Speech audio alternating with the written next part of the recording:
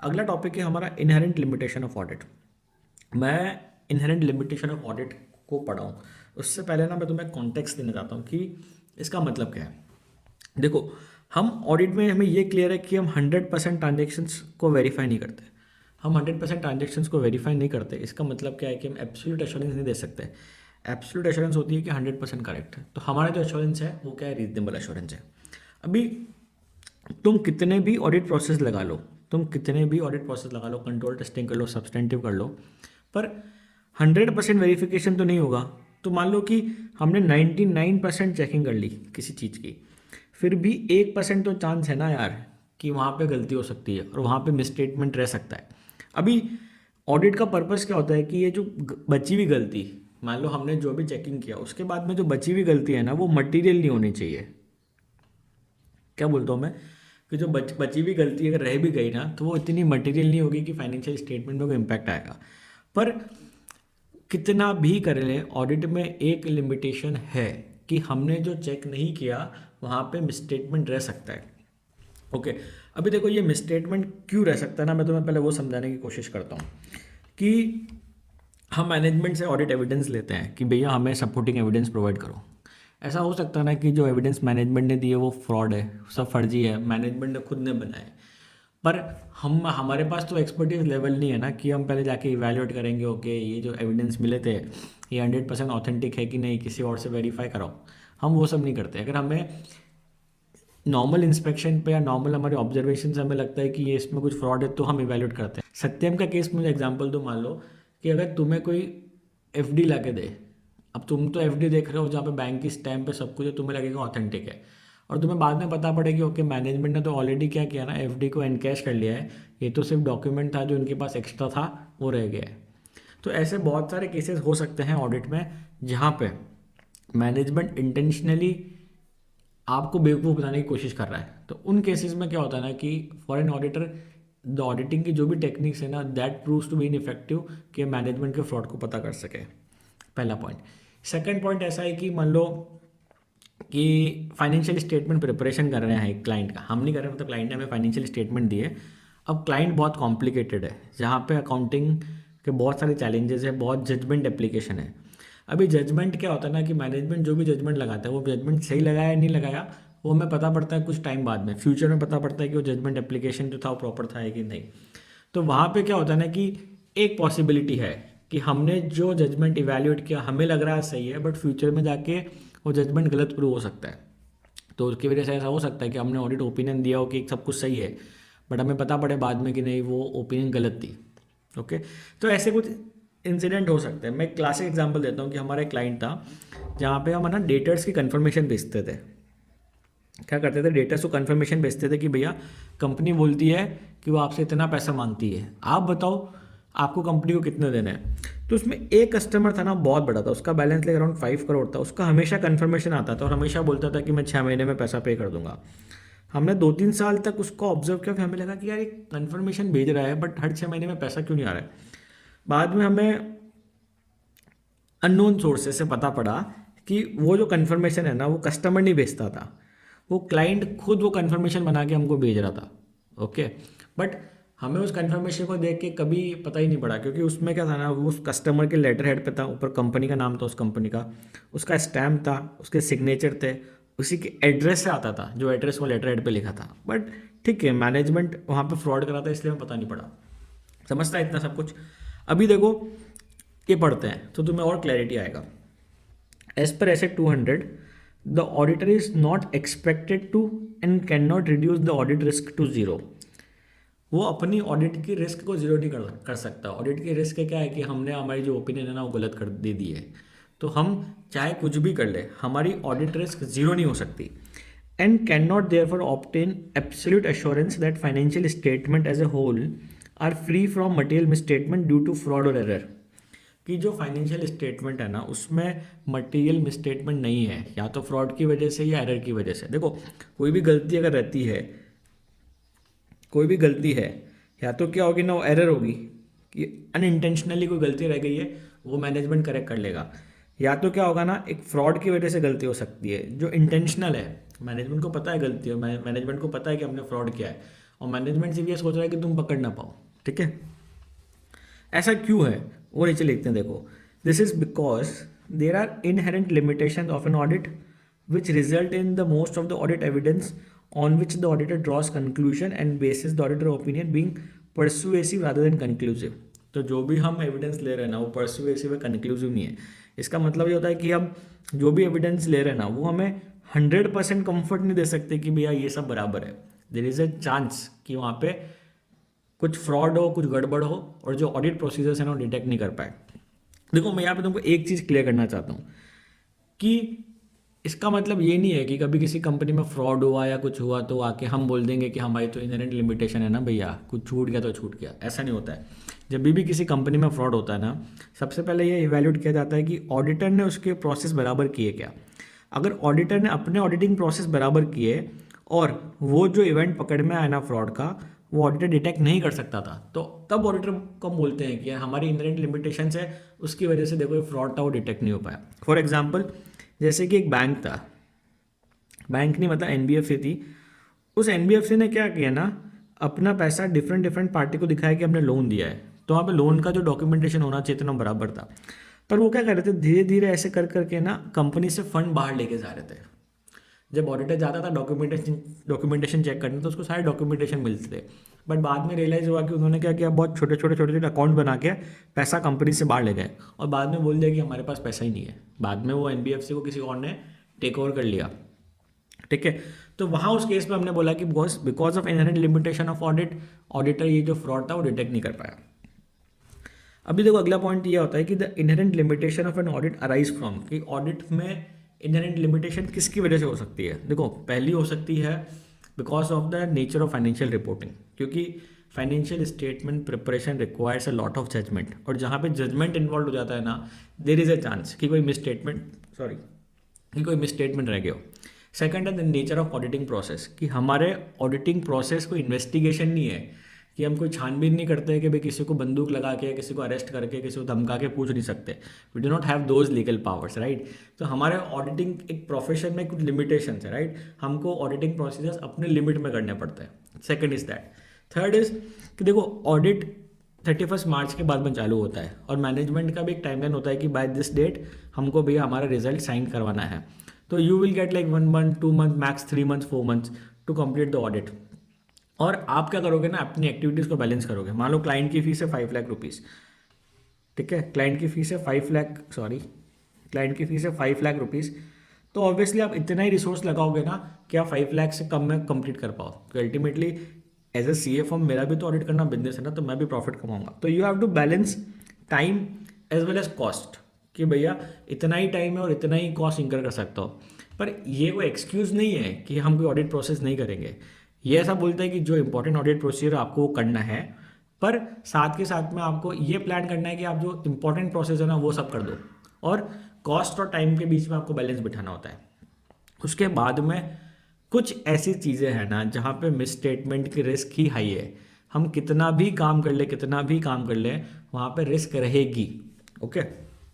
तो as an auditor हम बहुत कोशिश करते हैं कि जो इनहेरेंट लिमिटेशंस ऑफ ऑडिट है ना उस पर मैक्सिमम काम करें और इस लिमिटेशन को बहुत कम लेवल पे लेके आ जाए, तभी तो हमको रीजनेबल एश्योरेंस मिलती है कि चलो ठीक है। अभी देखो पहला पॉइंट देखो, the nature of financial reporting.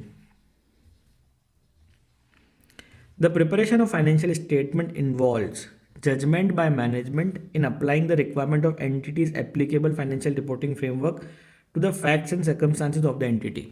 अभी मैं जो भी अकाउंट्स बनाता हूँ ना, मैनेजमेंट उसमें जजमेंट अप्लाई करता है। मैं तुम्हें एक एग्जांपल देता हूँ, उससे तुम्हें हेल्प मिलेगी समझने को, कि एक कंपनी है रिलायंस। यहाँ पे आप जब भी शॉपिंग करने जाते हो ना आपको पॉइंट्स मिलते हैं। तो मान लो at the end of the year 3 lakh points आए टोटल कस्टमर के पास में। अभी हम जब फर्स्ट टाइम शॉपिंग करते हैं तो ऐसा थोड़ी ना है कि जो पॉइंट है वो नेक्स्ट टाइम हम वापस रिडीम कर ही पाएंगे। हम बहुत बार जाते ही नहीं, बहुत सारे कस्टमर जाते ही नहीं इन पॉइंट्स को रिडीम करने के लिए। तो मैनेजमेंट का पिछले 3 सालों का एक्सपीरियंस है कि इनमें से सिर्फ 50% पॉइंट्स ही रिडीम होते हैं। तो मैनेजमेंट ने बोला कि मैं 1.5 लाख का लाइबिलिटी ले लेता हूँ, इतने का मेरे को रिडम्पशन होगा। पर इसमें ऐसा भी तो हो सकता है ऑडिटर बोलेगा कि भाई अब तक 50 हुआ लेकिन हम बोल रहे हैं कि 45 ही होगा। कोई थर्ड पार्टी देखो ऐसा भी बोल सकती है कि नहीं नेक्स्ट ईयर तो 55% होगा। तो ये जो डिसीजन है ना, ये पास्ट के बेसिस पे है, तो ये सब्जेक्टिव डिसीजन है। ऐसा हो भी सकता है कि 50 हो, ऐसा हो भी सकता है कि 45 हो, और ऐसा हो भी सकता है कि 55 हो जाए।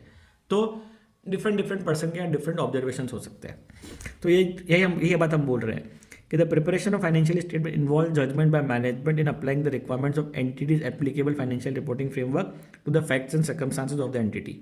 अगला पॉइंट देखो, in addition, many financial statement involves subjective decisions or assessment or a degree of uncertainty, and there may be a range of acceptable interpretations or judgment that may be made. याद रखने का तरीका यही है कि nature of financial reporting में देखो, first यहाँ पे है कि जजमेंट एप्लीकेशन है, सेकंड एक पर्सन के माइंड में बहुत सारे थॉट्स आ रहे हैं, ठीक है, there is a degree of uncertainty, subjective decisions और असेसमेंट है यहाँ पे। ओके, तो ये हो गया पहला point, the nature of financial reporting. अब अगला पॉइंट देखो, the nature of auditing process. There are practical and legal limitations on the auditor's ability to obtain audit evidence. For example, पहला एग्जाम्पल क्या बोलता है, द मैनेजमेंट और other may not provide intentionally और unintentionally the complete information. देखो, management यहाँ पे intentionally आपको गिरा रहा है। ऐसा होता है कि हमें एक एग्रीमेंट दिया था क्लाइंट ने, तो उस एग्रीमेंट में लाइक टोटल ना 25 पेजेस थे। उस 25 पेजेस के बेसिस पर हमने इवैल्यूएट किया, हमको लगा कि रेवेन्यू की अकाउंटिंग सही है। बाद में हमें पता पड़ा कि यार उस एग्रीमेंट के साथ में ना एक एनेक्चर भी है जिसमें कुछ टर्म्स एंड कंडीशन लिखी हुई थी। जब उन टर्म्स एंड कंडीशन को पढ़ा तब हमें लगा कि जो कंपनी ने जो रेवेन्यू अकाउंट फॉर किया ना, वो रेवेन्यू गलत अकाउंट फॉर किया है। यहाँ मैनेजमेंट ने इंटेंशनली हमें वो एनेक्चर नहीं दिया था, क्योंकि उससे क्या होता, उसका रेवेन्यू कम हो रहा था, रेवेन्यू कम होता तो उसका प्रॉफिट कम हो जाता, इसलिए उसने जानबूझ के नहीं दिया। ओके, तो ऐसा केसेस हो सकता है कि जहाँ पे मैनेजमेंट ने हमें कंप्लीट इन्फॉर्मेशन नहीं दी, तो जो इन्फॉर्मेशन अवेलेबल थी उसके बेसिस पर हमने असेसमेंट किया और उसकी वजह से कोई गलती रह गई। अगला पॉइंट देखो, फ्रॉड में involve sophisticated and carefully organize schemes, audit procedures used to gather audit evidence may be ineffective for detecting an intentional misstatement. Fraud करना कोई इजी बात नहीं। देखो, फ्रॉड करने के लिए बहुत प्लानिंग चाहिए, बहुत स्ट्रैटेजी चाहिए, टॉप लेवल ऑफ मैनेजमेंट का इन्वॉल्वमेंट चाहिए, और वो चीज़ों को ऐसे प्लान करके रखते हैं ना, हमको पता है कि ऑडिटर आएगा, ये चीज़ें देखेगा, ये चीज़ें वो नहीं देखेगा, तो उसके अकॉर्डिंग वो सब चीज़ें सेट करके रखते हैं। तो जब हम जाते हैं ऑडिट के लिए, बहुत बार फ्रॉड है बट हम डिटेक्ट नहीं कर पाते, क्योंकि मैनेजमेंट बहुत शातिर है, वो सब चीज़ें सेट करके बैठा है। अगला पॉइंट है, audit is not an official investigation. एक मूवी आई थी देखो, अजय देवगन की, रेड करके। उस मूवी में क्या होता है ना, अजय देवगन एक पॉलिटिशियन का रेड मारता है। वो रेड मारने से पहले अपने सीनियर के पास आता है, उसको एविडेंस दिखाता है, उनको बोलता है देखो मेरे पास ये सब एविडेंस अवेलेबल है, अब मुझे इस पॉलिटिशियन पर रेड मारनी है, आप हमें परमिशन दो। परमिशन मिलने के बाद में उनकी एक टीम होती है, प्लस पुलिस फोर्स भी साथ में होता है, प्लस गवर्नमेंट मशीनरी भी उनके सपोर्ट में होती है, तो they have a special powers. तो हम कोई इन्वेस्टिगेशन नहीं करते, we do not have those legal powers to investigate. Okay, audit is what, दो ही मेन प्रोसेस है, कंट्रोल टेस्टिंग और व्हाट, सब्सटेंटिव टेस्टिंग, और हम इसके अलावा थोड़े बहुत प्रोसेस करते हैं, बट फ्रॉड को पकड़ना मुश्किल है और हम इन्वेस्टिगेटिंग एजेंसी नहीं है। चलो, अगला पॉइंट है timeliness of financial reporting and the balance between benefit and cost. जो मैंने डिस्कस किया था कि हमारे पास एक लिमिटेड टाइम होता है और हमको एक बेनिफिट और कॉस्ट के बीच में एक बैलेंस बिठाना पड़ता है, उस बैलेंस को सेट करके काम करना पड़ेगा। ओके, अभी ये जो पॉइंट पढ़ने वाले ना, इसमें एग्जाम में क्वेश्चन आ रखा है, other matters that affect the limitations of an audit. In case of certain subject matters, limitation on the auditor's ability to detect material misstatement are particularly significant. Such assertions or subject matters include. Exam में question ऐसा आया था, in case of certain assertions subject matters, in case of certain subject matters, limitation on the auditor's ability to detect material misstatement are particularly significant, explain. Okay, अभी किसी ने अगर इसको detail में नहीं पढ़ा होगा ना, तो एग्जाम में चमका नहीं होगा कि वो कौन से असर्शंस है जहाँ पे इनहेरेंट लिमिटेशंस बहुत ज़्यादा है। ओके, तो उसमें पहला पॉइंट देखो, पहला पॉइंट है फ्रॉड। बोला था मैंने, fraud, particularly fraud involving senior management और कॉल्यूशन। जहाँ सीनियर मैनेजमेंट इन्वॉल्व है तो वहाँ पे फ्रॉड को पकड़ना बहुत बार मुश्किल हो जाता है, तो वहाँ पे मिसस्टेटमेंट रह सकता है। The existence and completeness of related party relationships and transaction, ये आज की डेट में ना बहुत हॉट टॉपिक है, क्योंकि पिछले 2 3 साल 4 सालों में आप देखोगे ना, जो मैक्सिमम बैंकिंग फ्रॉड्स या जो फ्रॉड जो है ना, वो रिलेटेड पार्टी को यूज़ करके हुए हैं। इनमें से बेसिकली लोग क्या करते हैं, मैं तुम्हें एग्जांपल देता हूँ, चलो तुमको थोड़ा मज़ा आएगा। कि हमारी एक कंपनी थी, जैसे इसका मान लो कि इसका नाम है RCL, कंपनी का नाम है। ये कंपनी क्या करती थी, बैंक से लोन लेती थी। फिर ये कंपनी क्या करती थी, एक कंपनी को कॉन्ट्रैक्ट देती थी। मान लो ये कंपनी, मान लो एक्स, इसको कॉन्ट्रैक्ट देगी और ये पैसा जो बैंक से मिलाना यहाँ ट्रांसफ़र कर देगी। ये कंपनी इसके लिए कुछ काम एग्जीक्यूट करेगी। इन्होंने लोन दिया, इन्होंने पैसा दिया, मान लो यहाँ पे 20 करोड़, ये काम करेगी यहाँ पे सिर्फ 10 करोड़ का। 10 करोड़ कुल मिला के इस कंपनी में एक्स्ट्रा ट्रांसफ़र कर दिए। अब ये कंपनी डायरेक्टली इनडायरेक्टली क्या होता है ना, RCL के जो ओनर है ना, उनसे लिंक्ड होती है। XYZA ये करके धीरे धीरे पैसा ना इनको ट्रांसफ़र कर देते हैं।